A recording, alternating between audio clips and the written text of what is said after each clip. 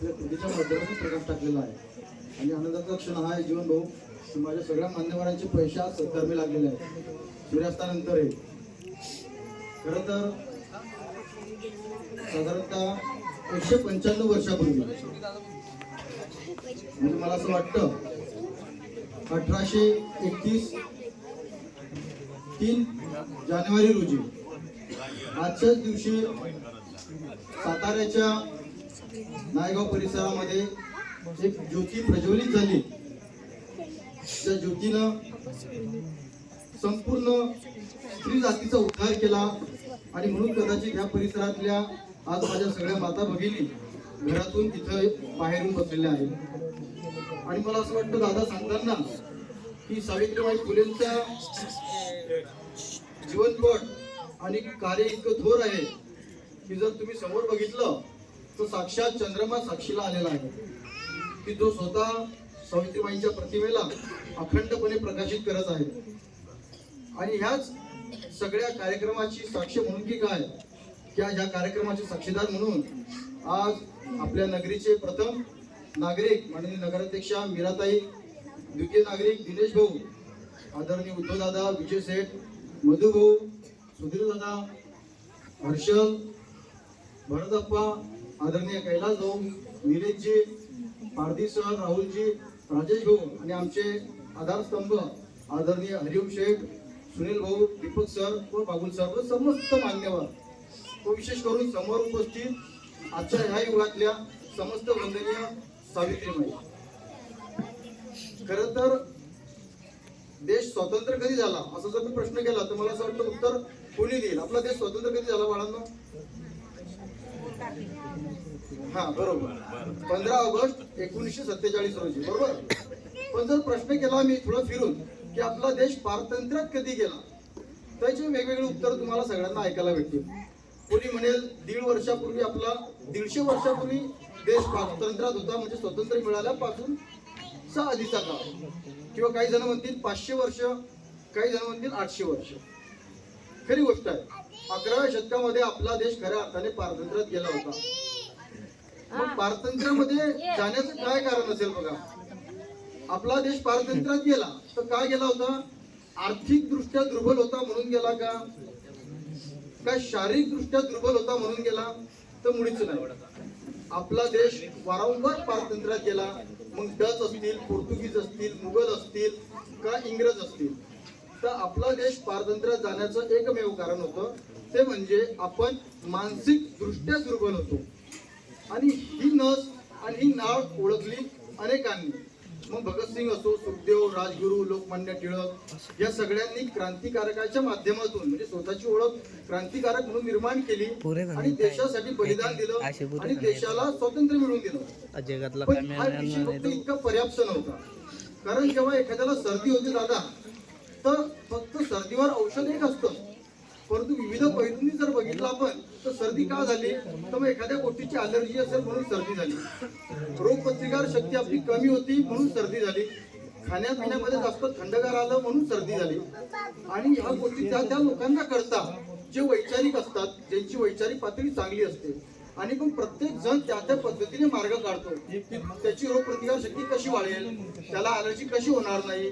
आणि मग एखादा येतो आणि तो त्याला सक्षमपणे त्या आजारातून बरा करतो. म्हणून काही चेहरे आपल्या डोळ्यासमोर आले जसे मी आधी नावं सांगितले, पण काही चेहरे पडद्या मागे होते की ते देखील प्रत्यक्ष आणि अप्रत्यक्ष देशाला स्वातंत्र्य मिळवून देण्यासाठी झटत होते. मग ते पूजनीय डॉक्टर बाबासाहेब आंबेडकर असतील की ज्या माध्यमातून ज्यांनी एक समरसता आणि समानता देशामध्ये आणली. म्हणजे जे वर होते त्यांना त्या ठिकाणी ठेवून जे खालचा वर्ग होता त्यांना एक शिडी देऊन वर लेवलला कसं, म्हणजे त्यांनी नस ओळखली की मिळालेलं स्वातंत्र्य आपला अखंड कसं राहील. त्याच वेळी पूज्य डॉक्टर हेडगेवार होते की त्यांनी ओळखलं की सगळे पूर्व, पश्चिम, उत्तर, दक्षिण अशा पद्धतीने वावरतात वेगवेगळ्या जातीमध्ये. मग त्यांनी संघ मैदानावर सगळ्यांना एकत्र आणलं आणि दाखवलं की आपण एकच आहोत, एका परिवारात. तिथंच आणि कदाचित म्हणून की काय, खरंच शिक्षणाचा फार मोठा अभाव आहे आणि शिक्षणाचा अभाव असल्यामुळेच आपण फार मोठ्या प्रमाणामध्ये दुर्भिक्षपणे वागत आहोत. आणि म्हणून अनेकांनी आपल्यावर पारतंत्र्य गाजवलं, गुलामगिरीत आपल्याला ठेवलं. आणि म्हणून ते एका ठिकाणी लेख आहे शेतकऱ्यांचा असूड, त्या पुस्तकामध्ये त्यांनी मांडलेला आहे की विद्येविना मती नाही, मतीविना नीती नाही, नीतीविना गती नाही, आणि गतीविना वित्त नाही, आणि वित्त विना सगळे जण जे क्षुद्र आहेत ते खालच्या दरीत कोसळत आहे. त्याचं एकमेव कारण आहे अशिक्षितता. आणि म्हणून शिक्षण हे मिळालं पाहिजे. जर शिक्षण मिळालं तर सगळे समरस होतील, एकरूप होतील, आणि एकरूप जर झाले तर कदाचित अनेक वर्षांचा जो विडखा हा तुटेल आणि अखंडपणे स्वातंत्र्य आपण अनुभवू. मग सुरुवात तर करायची होती. मग सुरुवात कुठून करायची? तर विनोबा भावे एका ठिकाणी म्हणाले होते की स्वरूप पहा, विश्वरूप पाहू नका. म्हणजे उन्हाने जर पाय पोळतायत, म्हणजे चटका देतायत, तर मग रस्त्यावर चांबडं अंथरू नका, पायात चांबडं घालण्याचा प्रयत्न करा. पायात जर चांबडं घातलं तर कदाचित पाय पोळणं थांबतील. मग आपल्याला सुशिक्षित तर करायचं आहे. मग सुशिक्षित कोणाला करायचं आहे? तर पहिले मी माझ्या सौभाग्यवतीला सुशिक्षित करेल. आणि त्यांनी आपल्या सौभाग्यवतीला सुशिक्षित केलं, ज्या बालगोपालांनी तुम्हाला दाखवलं. सावित्रीमाईंना सुशिक्षित केलं. त्या सुशिक्षित झाल्या. त्यानंतर त्यांच्या हे लक्षात आलं की सगळ्या गोष्टी बरोबर होत आहेत, परंतु जग म्हणावं की हा भारत देश म्हणावा, यामध्ये अर्धी जी लोकसंख्या आहे ती स्त्रियांची आहे. आपण सगळ्याच गोष्टींमध्ये प्रागल्भता आणू, सगळ्या गोष्टींचा विकास करू, परंतु अंधाराच्या काळेकुट्ट ढगांमध्ये जर ह्या मायमावल्या जर राहिल्या तर हा देश जो आहे खऱ्या अर्थाने विकसित होऊ शकेल का? तर मुळीच नाही. कारण अर्धी लोकसंख्या आहे ना, धर्म वेगवेगळे असतील, पण परंतु हे नाकारता येणार नाही की मूळ दोन धर्म आहेत, स्त्री धर्म आणि पुरुष धर्म. मग स्त्री धर्म आणि पुरुष धर्म एका सरळ रेषेत समान जर आलेत तरच आपला भारत देश सक्षम होऊ शकेल. आणि म्हणून त्यांनी भिडे सरांनी जसं सांगितलं की भिडेंच्या वाड्यामध्ये पहिली शाळा सुरू केली 1948 मध्ये. आणि त्यांच्या हे लक्षात आलं की खरोखर मला हे सांगावं लागेल सगळ्या मुलींना आणि स्त्रियांना की स्त्रीचं महत्व फार आहे. बघा, माता तुळजाभवानी जपली जाते, माता रेणुकाई जपली जाते, म्हणजे काहीतरी अस्तित्व आहे, काहीतरी त्यांनी दिलेलं आहे या समुच्च मानव जातीला. कारण सावित्रीमाईंना कळलं होतं की जर सीता मातेशिवाय रामायण नाही, जेवण भाऊ बरोबर, सीता मातेशिवाय रामायण आहे का? नाही. माता पांचालीशिवाय महाभारत नाही, आणि राजमाता जिजाऊ जर नसत्या तर स्वराज्याचा अर्थ कोणाला कळला नसता. म्हणजे इतकं महत्व जर स्त्रीला आहे तर स्त्रीला पुढे आपण आणलंच पाहिजे. आणि म्हणून सावित्रीबाईंनी पहिला निर्णय घेतला की मला स्त्रियांना शिक्षणाच्या मुख्य प्रवाहात आणायचं आहे. आणि म्हणून त्यांनी फक्त एकच चंग बांधला. कोणी काही म्हणेल, कोणी काही नावं ठेवेल, परंतु जर मला माझ्या देशाचा भारतभूचा विकास करायचा असेल तर हा जो इतका मोठा गट आहे की जो अंधारात कोलमडून पडलेला आहे त्यांना मुख्य प्रवाहात आणावं लागेल. आणि म्हणून एक ध्येय डोळ्यासमोर ठेवलं सावित्रीमाई फुलेंनी, आणि प्रत्येक स्त्रीला अधोरेखित केलं आणि सुशिक्षित केलं आणि त्यांना सुशिक्षित केलं. त्याच्यामुळे आज माझी आई असेल, माझी सौभाग्यवती असेल, माझी बहीण असेल, आणि तुम्ही सगळे असाल की तुम्ही आज आपल्या घरातल्या सगळ्या चिमुकल्यांचं भविष्य उज्ज्वल करू शकत आहे. आणि म्हणून मला आनंद वाटतो सांगताना की सावित्रीमाई फुले होत्या म्हणून मला असं वाटतं आज आपल्या नगराध्यक्षा मीराताई दिनेश माळी झालेल्या आहेत, नाहीतर यांच्या वाट्याला देखील हे आलं नसतं.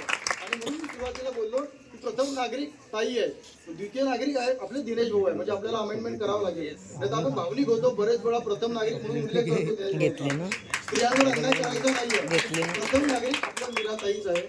पण मला मीराताईंकडनं अपेक्षा आहे की ताई, सावित्रीमाईंच्या या पराकोटीच्या प्रयत्नांमुळे तुमच्या वाट्याला हे फळ आलेलं आहे, परंतु तुम्ही इतकं काही सक्षम व्हायचं आहे, इतका साक्षर व्हायचं आहे की मला असं वाटतं काही पुढच्या 2 महिन्यामध्ये दिनेश भाऊ आपल्याला म्हणू शकले पाहिजे, कडू दादा, की अमोलजी मी आता माझ्या घरातली माझी सावित्री नगरपंचायत सांभाळायला सक्षम आहे आणि साक्षर आहे. कारण बोदवडची नगरपंचायत सांभाळली म्हणजे माणूस देश सांभाळू शकतो. दिनेश भाऊ इतकं बोलेल, अधिक बोलणं टाळेल मी, परंतु पुन्हा एकदा सांगेल की खरोखर गल्ली जरी छोटीशी वाटली, नॅरो वाटली, तरी इथल्या तरुणाची जी मानसिकता आहे दादा खूप प्रगल्भ आहे. राहुलजी असतील, सुनील भाऊ असतील, दादा असतील, सगळे.